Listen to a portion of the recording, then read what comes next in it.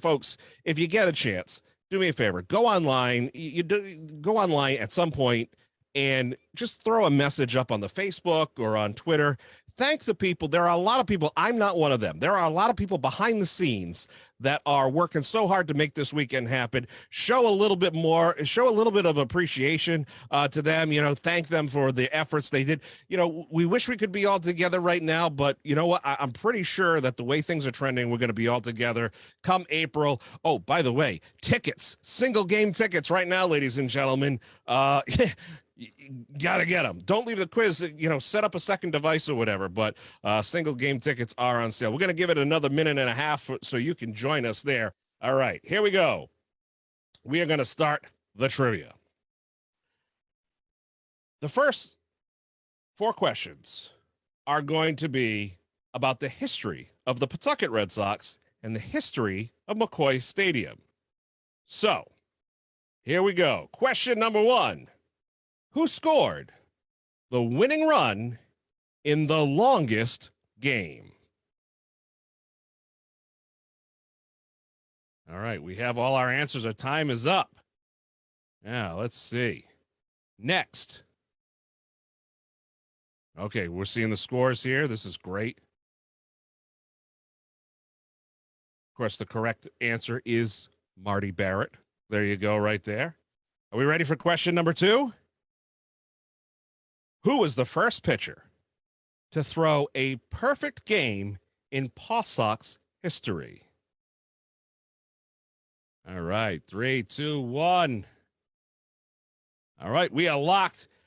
The correct answer, ladies and gentlemen, is Tomo Oka. Now, while Bronson Arroyo had achieved this feat in 2003, Tomo had completed it 3 years earlier, 2000, throwing only 77 pitches. This was also the last game of catcher Joe Siddall's career, who had planned to retire that day, but instead caught the first perfect game in the history of the Paw Sox. So there you go. In 2009, Mccoy Stadium housed its largest crowd in the facility's history with 11,982 fans in the stands. Who did the Paw Sox play that day? What team? All right. They played in 2009 in front of 11,982 fans. They played the Lehigh Valley Iron Pigs. There you go. And the bacon reference. There you go. That's right. I'm clever. Not really. All right, our leaderboard. Let's take a look at our leaderboard here real quick. All right, looking good. All right, question number 4. This is a good one. Which is older, Mccoy Stadium or the statehood of Alaska and Hawaii? And we are there.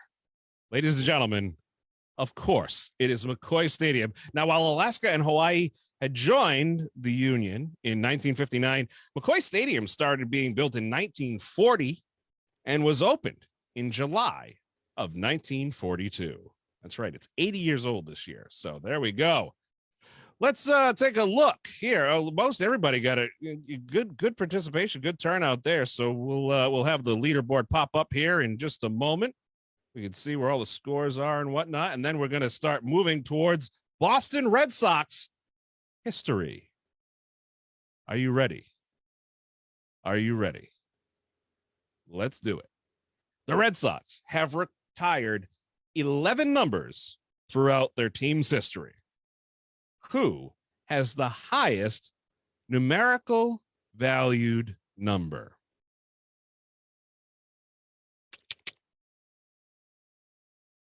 All right. If you guessed Pedro Martinez, you would be correct. His number being 45. Now, Tim Wakefield wore number 49, but his number has not been retired by the Red Sox. There you go. We also had David Ortiz. Nobody guessed that one. Jackie Robinson, Tim Wakefield. There we go. So, all right. Excellent job. We're moving right along. If you're having a good time, please be sure to go online. Tag Wussox.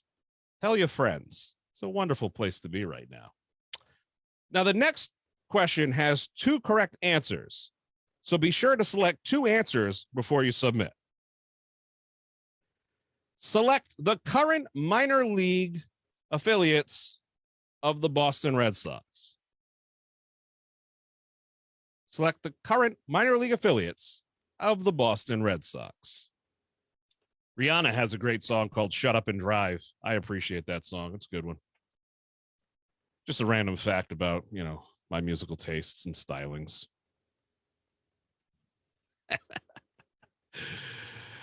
That would probably get me in trouble later for knowing that song. Hey, listen, the two minor league affiliates are the Worcester Red Sox, obviously, and the Greenville Drive right there. The other minor league affiliates are the Portland Sea Dogs and the Salem Red Sox. There you go. Okay. We're looking good. We're looking good. Who did the Boston Red Sox, and at the time they were the Boston Americans, defeat in the first World Series in 1903? Fun fact, Mr. Larry Lucchino was a vendor at that game. He was one of the peanut and Cracker Jack sellers at that game. It was on it was a good time. Here we go. The Pittsburgh Pirates. That's right. The Americans won 5-3 after taking a 3-1 series deficit, came back to win the series due to crucial performances by Cy Young, who pitched 34 innings in the series with only a 1.85 ERA, while also tallying 2 hits, 3 RBIs, a triple, and a run of his own while at the plate. So there you go. All right, folks. And our final question in Boston Red Sox history. Who is the winningest manager in Boston Red Sox history? Based on win total. Based on win total. Here we go. The winningest manager would be Joe Cronin, as he is the only one with over 1,000 wins and managed over 2,000 games for the Red Sox. How about that? Fun fact, I have not announced at 2,000 or 1,000 games yet. Working on it. See if I get there. All right. We're going to go to Worcester baseball history. That's what the next 4 questions are about. Worcester baseball history, the history of baseball in Worcester.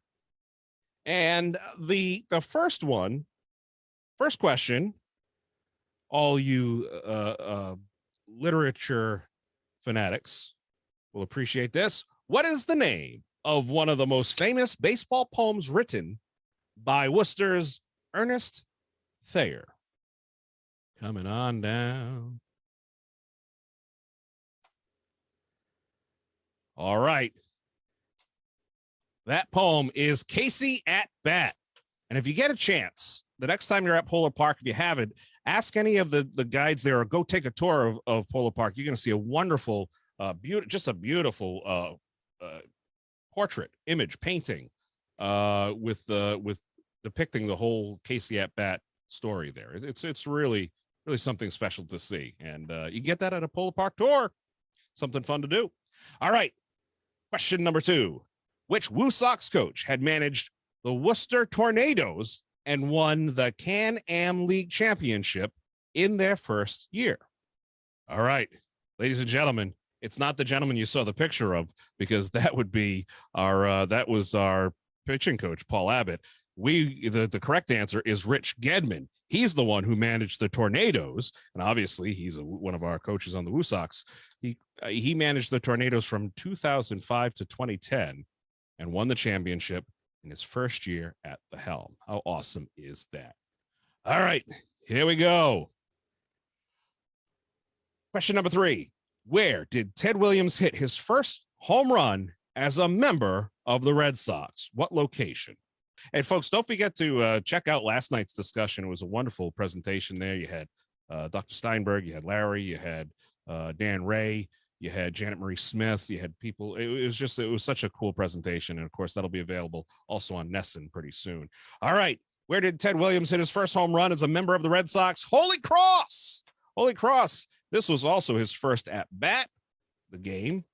and first Grand Slam as a member of the Red Sox in a game against Holy Cross. The runs he hit with the Grand Slam were Hall of Famers Jimmy Fox, Joe Cronin, and Bobby Doerr. All right, we're cruising right along. Our final question in Worcester baseball history. Who threw the first professional perfect game in baseball history? All right, ladies and gentlemen, that would be J. Lee Redmond. He threw the first ever perfect game on June 12th, 1880 against Cleveland in a 1-0 win. All right, we're going to move right along, ladies and gentlemen, because we don't want to hold up any of our other presentations today. Next 4 questions will be about the 2021 Wussox inaugural season. Are you ready? Here we go. Question number 1. Who was the only Wussox pitcher to throw a complete game in 2021?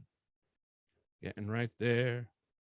Coming straight from the heart. My wife loves that band, Heart.